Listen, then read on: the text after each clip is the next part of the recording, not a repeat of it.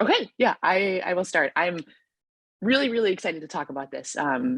Backpacking, wilderness backpacking is one of my definitely true passions in life. And so being able to share it with other people and hopefully inspire others to potentially jaunt out on their own as well is great. And so anyway, yes, I'm talking about what it's like to go solo backpacking.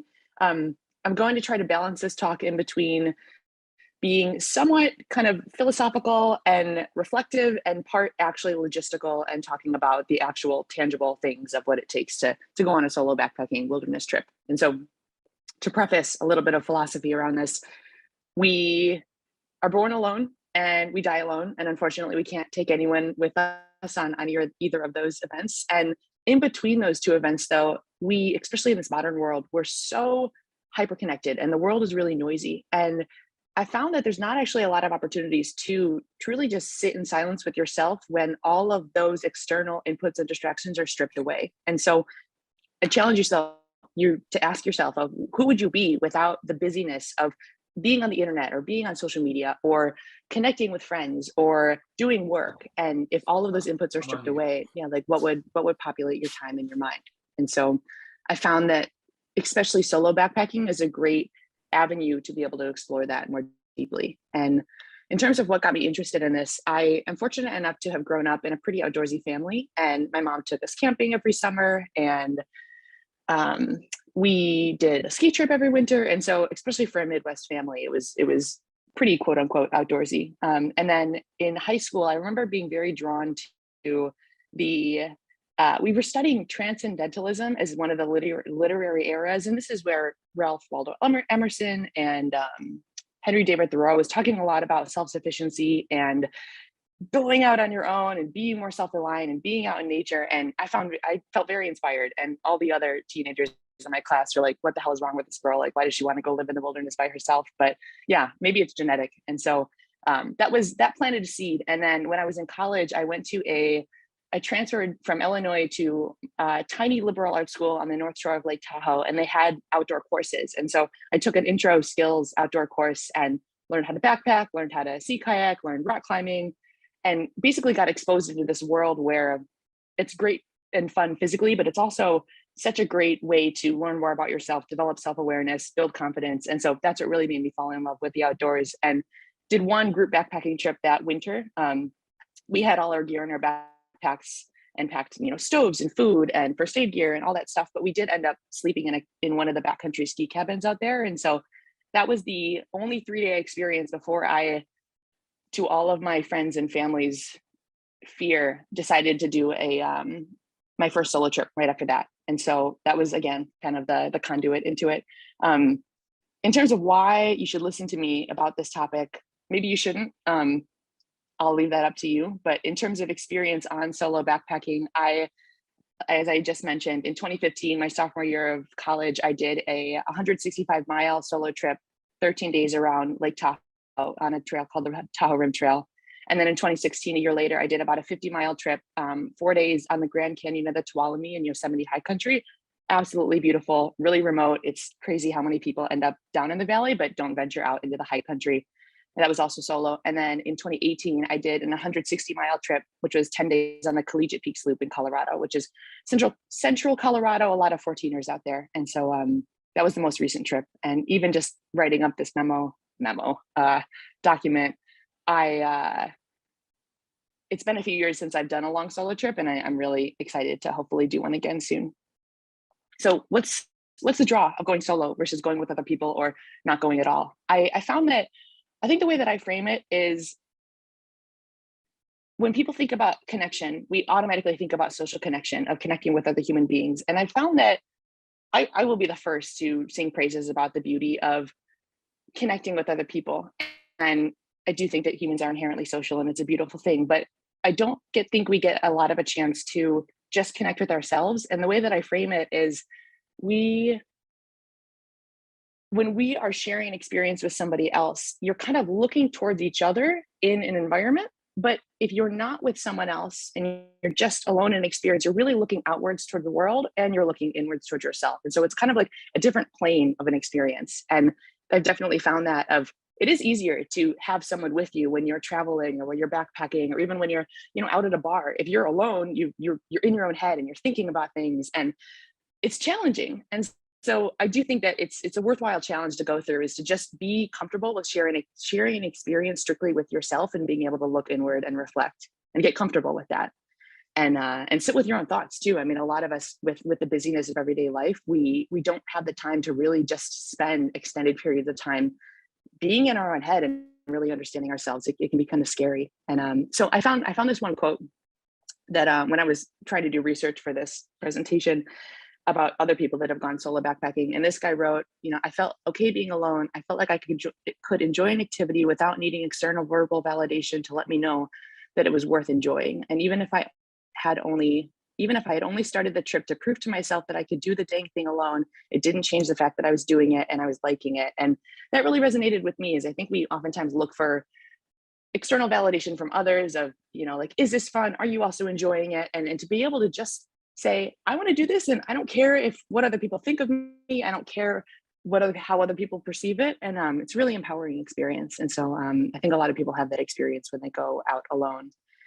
And a little bit on the contrary, but when you do go alone on backpacking trips or solo traveling, I guess another alternative title for this talk could just be how to do things alone, is you have a great opportunity to really meet other people along the way. And I'm not sure how to explain it, but I do think that you're a lot more approachable and open to new experiences and open to meeting strangers and connecting deeply with them when you're not focused just on another external party that you already know. And so I found that on solo backpacking trips, the conversations I'm able to have with other strangers that I meet on the trail immediately go to the depths of the conversations that I have with friends that I've known for years. And so that's another beautiful thing, is just the openness to sharing connection with people that you might not have otherwise done so with, if you are with other people. So that's one draw of going solo. Another draw is the introspection and the self-awareness. And this is a company full of people that love to introspect. And so hopefully you will find this valuable. I find that on an outdoors trip, the roller coaster of emotions that you might go through throughout a year, you get squeezed into a 5 to 10 day experience of just the highs are super high and the lows are super low, of your soap might spill in your backpack and ruin all of your clothes. And then your feet hurt so bad because, the blisters are forming underneath your toes and you don't want to take another step. And you just want to cry and give up. And then you finally get to camp after, 10 miles of hiking, and you see the most beautiful sunset that you've ever seen. And yeah, it's just this amplification and this sped up cycle of what you would normally experience on a longer trajectory funneled into a smaller experience. And so, I would argue that that's what being human is all about, is experiencing this wide array of emotions. And it's fun to be able to get that in a more extreme form. In terms of, this is, also on kind of the cycle, the philosophical realm, just stripping away life to how we used to live way back in the day, of being able to just clothe yourself, feed yourself, shelter yourself, and walk. Those are really the only things you need to do on a backpacking trip. And so you stop worrying about, oh, this bill or this fight that I had with this friend, or, I'm anxious about this one event. It really does remind you of what's important in life, and it's a good perspective shift. And so I appreciate that about solo backpacking. And then finally, this acronym, hike your own hike. I find that with solo backpacking, a lot of the things that I've spoke about already, you can get on any type of backpacking experience, whether it's alone or whether it's with other people. But hike your own hike is something specific to solo backpacking, where you can go at your own pace. You can tailor the experience to exactly how you want. And you really get in tune with turning into yourself and asking, like, what do I want? Rather than always deferring to others, of thinking like, oh, someone else is going to organize it for me. It is empowering to start to identify what you really want on this trip and also out of life, by not having someone else to turn to advise. And so if you want to hike 5 miles, you can hike 5 miles. If you want to stop and swim on a cool watering hole in the middle of the day, you can do that. If you want to cook a beautiful elaborate dinner and spend a whole nother day at camp just enjoying where you are, you can do that. And so the autonomy that you have on solo backpacking trips to just enjoy it for yourself and not have to compromise plans to accommodate other people is it can be a fun experience.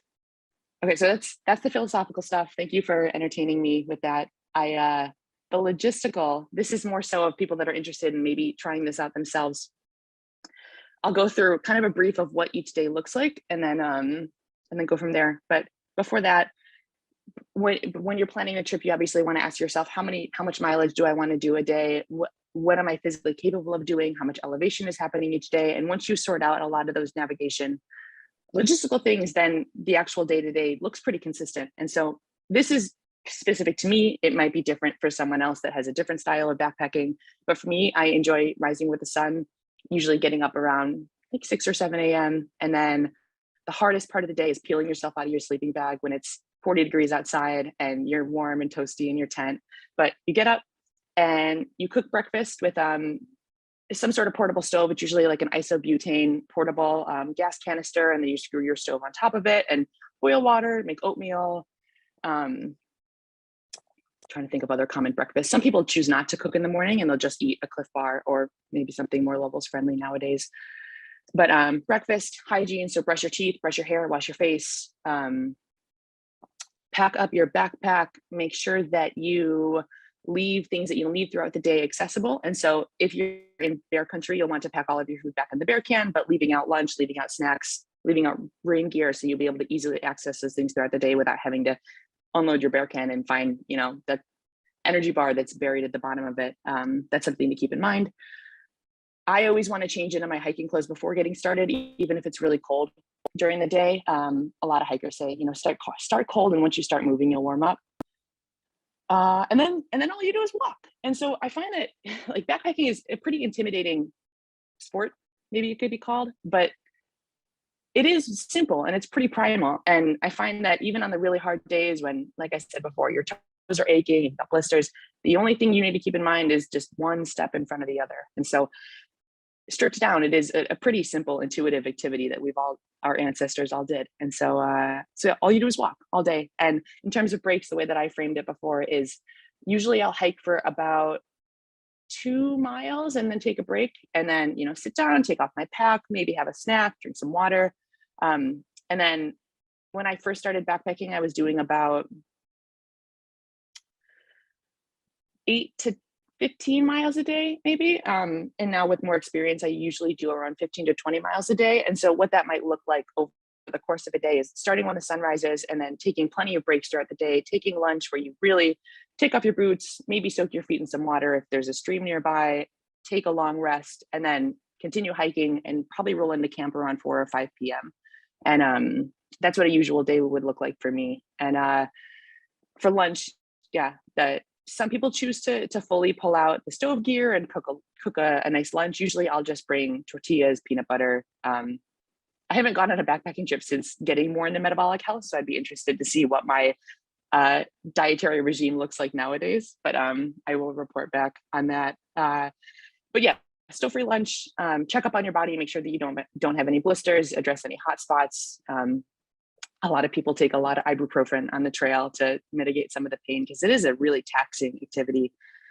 You meet other people on the trail as you're hiking, and so that can take up a good chunk of time, just having these really profound conversations with other strangers of, like, when you ask, why are you out here to someone else, usually you receive a really profound answer. And I'll put the poop emoji here. I was debating whether or not to talk about this, but everybody poops. And some people really do wonder of like, how do you do that in the outdoors? And so usually for backpackers, you bring something called a trowel and you dig a hole and you poop in it, and you pack out your toilet paper or you pack out your wet wipes because we don't want to leave a trace wherever we travel. And so it's an acquired skill. It does feel very unnatural, but it is comical of I'm not sure if any of you are familiar with the invention called the squatty potty. I think it was on Shark Tank, but I see Mike is laughing. I think that's like the actual physical form you're supposed to be in. And, toilets are not meant for the way you're supposed to like expunge waste out of your body. And so, so pooping in the ground while you're backpacking is actually really natural. And I'm going to stop there. That's enough talk about poop. You roll into camp around 4 or 5 p.m., take care of your body. Again, a big part of backpacking is obviously you can't carry 10 days worth of water on a trip. And so camping in places that have a resupply water source, such as a river or a stream or a spring, you refill your water, you treat it with whatever water filtration system you brought with you, you tend to your feet. set up camp in daylight. Yeah, so like setting up your tent, blowing up your air mattress, rolling out your sleeping bag, making sure you can do all these things during the day before it gets dark, cooking dinner, resting, journaling, reading. It's nice to be able to just take some chill time after you're walking all day. And I find that a lot of people I think that's maybe what makes a lot of people nervous with solo backpacking is you have all this time to yourself and there's no distractions and there's no other people to share this experience with. But I find it really nice to be able to just say, here's this time to just introspect, journal, read, enjoy my time out in nature, just gaze into the sunset. And then there's enough chores and activities that you're usually, by the time dinner's done, you've packed up your stuff, you've done your hygiene, it's usually time to go to bed. And so I'm not sure how others in the backpacking scene feel, but I like to crawl into my tent usually around 8 p.m. just as the sun is setting, and I'm out by 8:30 or 9 p.m. And sometimes there's time to read, but again, when you're doing that much physical exertion per day, I think, or per hour even, I think backpacking burns anywhere from like 300 to 500 calories an hour. And so you're definitely spent at the end of the day. And I've actually probably slept better on backpacking trips than I ever have in my own bed, just because your body is craving that sleep and that rest so much. And then you wake up the next day and you repeat it for however many days you're on the trail. And so that's kind of like the logistical side of it. I'm not sure if, but yeah, just making sure no one had questions in here. So that's a logistical day to day. I wrote a little bit about just the logistical, like responsibility and safety side of it. Some things that I think are always really, really important to know before you go is that backpacking solo does carry a higher risk and a higher consequence than backpacking with a group or doing something solo that's not out in the wilderness. And some a mentality that I always apply to doing things alone, but not necessarily doing backpacking alone is, Tim Ferriss talked about this during a TED Talk, but it's the idea of fear setting, where you think, what is the worst that can happen? And I've channeled this with solo travel, of being really anxious and being really scared to go somewhere alone. I moved to Thailand right after college and I was terrified, but I remember going through this exercise in my head of, legitimately, what is the worst thing that can happen? Is it that I don't connect with people and I feel a little lonely and maybe I look a little weird trying to stumble through speaking Thai to some people? And that was the worst case scenario. And so just reconvincing yourself that usually the risks aren't fatal and, you will make it out and you'll be a better person for it is, can be relieving. However, I say that because backpacking, and especially wilderness backpacking solo, does carry more risk than that. As if you do go out unprepared on a whim, you can die, and it can be very dangerous if you're not equipped with the right resources, the right knowledge. And so I do want to go through a few things of just making sure that you are well equipped for a trip. And so always telling someone where you're going and when you plan to be back. That's important, because if you do get hurt out in the wilderness and you don't tell anyone, I don't know if anyone's seen 127 hours, but that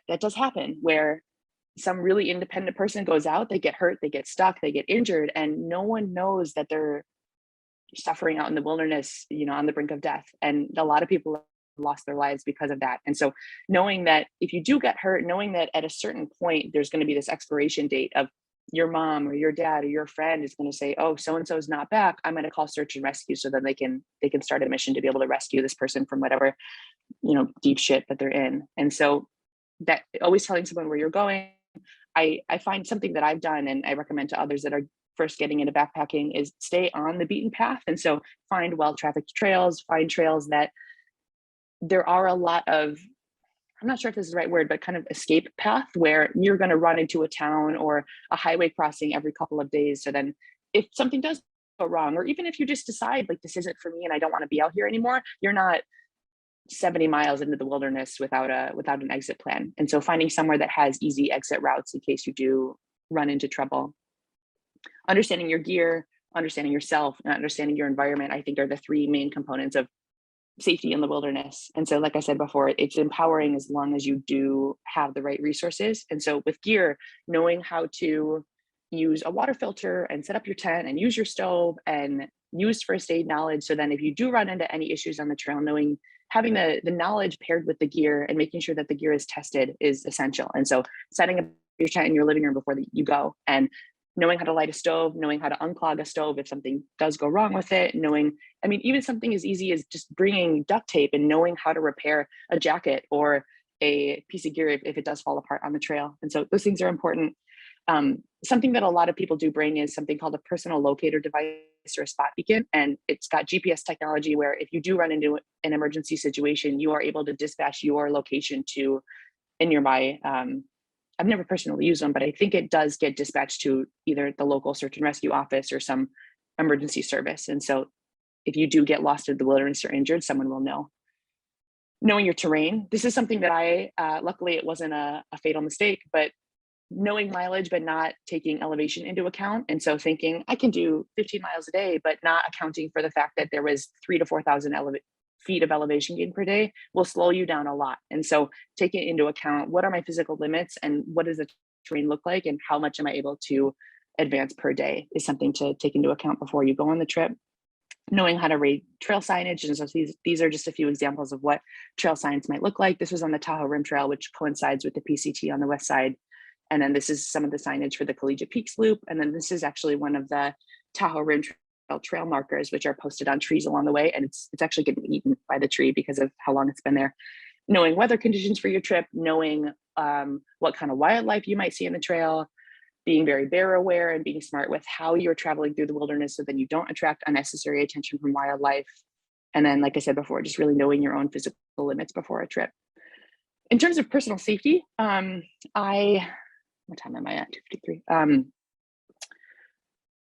Anyone can bring a tool on a trip, but I think that most valuable resource is knowing how to use it and also having it accessible at all times. And so I always bring a pocket knife, I always bring bear spray, I always bring a whistle, and making sure that they're accessible on my body for in the event that I do need to use bear spray if a bear approaches me, or having a knife for, yeah, I don't like, okay, anyway,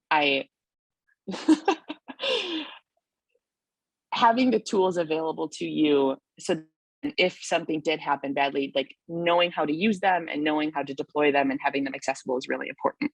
And then I would argue that even more important than those physical tools are knowing how to use your brain to avoid getting in bad situations in the first place. And so it's things like avoiding cooking in your tent so then you don't attract bears at night, carrying enough water so you don't get dehydrated, getting your wilderness first aid or wilderness first responder certification so then you do have the tools to the mental tools to know how to address certain first aid and medical situations in the field. I got my woofer a few years ago and it's been really, really valuable to not only to save myself if something goes wrong, but also to help other people in the wilderness if something goes wrong. In terms of, I mean, I would argue that the environmental risks can be a lot higher, but there are some strange people that you might meet on the trail. And so being selective with sharing your itinerary and sharing if you're going alone or not can be important. And to tag along with that, just trusting your gut. If something feels weird and if you're camping next to, I've had experiences where I've set up camp and then some other people roll in. And if they give me a weird feeling, if in my gut it just feels a little unsafe, I have no problem packing up my stuff and moving on and just making sure that you really listen to your intuition. And if something feels off, don't force it and either move on, leave the trail. Safety is of the utmost importance rather than anything else. And so, and then I think a really valuable tool that I've deployed before, and this kind of goes along with the fear setting thing, but running through the worst case scenarios in your head, especially when it comes to emergencies. So then you already developed that muscle memory of if something does go wrong, you don't just go into panic phase. And so things like, what am I going to do if I see a bear? What am I going to do if I hear crunching outside my tent at night? What am I going to do if someone creepy on the trail won't leave me alone? And running through these mental scenarios in your head. So then if it does happen in person, knowing, already kind of practicing in your head what you will do, I found has been really useful. So then you don't just go into fight or flight or freeze. And to end this section on a positive note, I read online that statistically driving to the trailhead is actually the most dangerous part of the trip because car accidents are so high. And so I do want to, there is a lot of risk and there is a lot of mindfulness that needs to go into executing a trip. But that said, I mean, life is inherently risky and I don't want that to stop anyone from actually doing what they love to do. And that's definitely the mentality that I carry into it. Okay, so final section is the things and the insights that I've learned from doing several solo backpacking trips. So the biggest one, and these are lessons that I find are so valuable because not only do they apply to the outdoor stuff, they apply to so many other realms of life as well, like career and relationships and how I carry myself. And so that's been the coolest thing, is just the transferability of these skills that are, yeah, not just specific to the outdoors. And so accountability and ownership is the biggest one. When you go out into the wilderness alone, or let me go back and say, if you, in any event, it's very easy to blame other people and to justify things of, so and so did this and that's what made it fall apart, or I'm unhappy because of reason X. But when you go out into the wilderness on your own, and Mother Nature is very indifferent to your experience, where there's no one else to blame if something does go wrong. And so you're fully responsible and accountable for the outcomes of your decisions. And so if you don't pack enough water, that's your fault. If you don't break in your shoes before a hike, this picture right here is on my first backpacking trip, like these huge blisters that formed underneath my toes because I hadn't tried on my hiking boots and worn them in before going on the trip. And anyone who's gone backpacking will know that your feet swell, usually at least a size. And so making sure that you account for these things before you go on the trip. And again, I couldn't blame anyone but myself. And so it instills this sense of ownership and accountability for your decisions, which I found has carried into other parts of my life as well.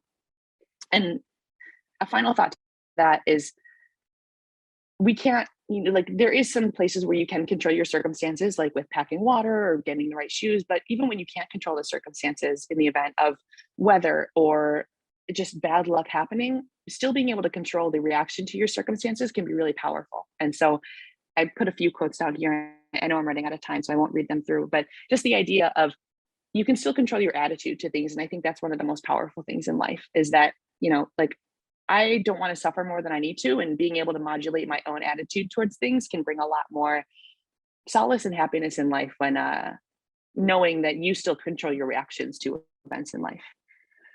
Bravery and confidence is a big one. I found that growing up, I saw a lot of, especially women around me, modeling being agreeable and always deferring to others for decisions and valuing compromise and safety over everything else. And I think those are amazing qualities, but I knew that also gaining the opposite side of that, of being able to make decisions by myself and embracing conflict when necessary, has been really, really valuable. And I think that's one of the things that actually has really built enough confidence to get into technology, is the skills that I've learned through the outdoors. And so I'm really grateful for that. And I wrote this in my spotlight as well, but there was this reframing from doubting myself and asking, like, can I do this? Am I equipped? To saying, oh, I want to do this and this looks interesting, so how can I make it happen? And so kind of just the mentality of making that decision and then figuring out all along the way, I found that the outdoors has been a really good path to be able to figure that out. I'm out of time, but I will say that solo, whatever this means to you, solo backpacking can be a spiritual experience of just a full of reflection and perspective shifting. And you do feel tiny and insignificant, and realize that a lot of the problems that we stress about day to day don't really matter in the long run. So thank you. Sorry for going over. Hopefully this was inspiring to many of you. And oh, I hear the clapping downstairs. It's so embarrassing. Okay, thank you guys. I am not sure which chat is next, but I will allow you all to migrate over to that. Goodbye.